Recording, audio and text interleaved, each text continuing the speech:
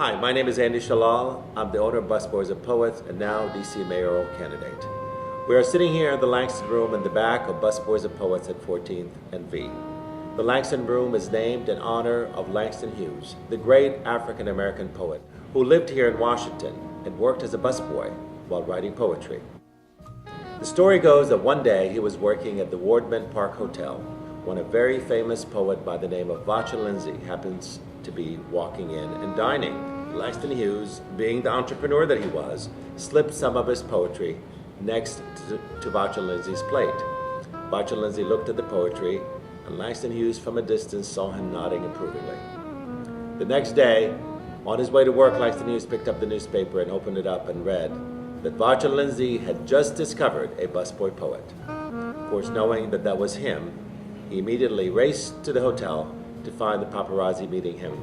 There's a famous picture of him standing in his busboy uniform with a tray full of dishes. He became known as the busboy poet.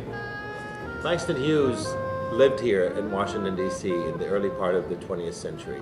He was part of what was known to be the Harlem Renaissance. Washington, D.C. was the birthplace of the Harlem Renaissance. And now we are seeing a D.C. Renaissance. A renaissance for some has been great, but for others has been devastating. I'm running for mayor because more and more the city is becoming that tale of two cities.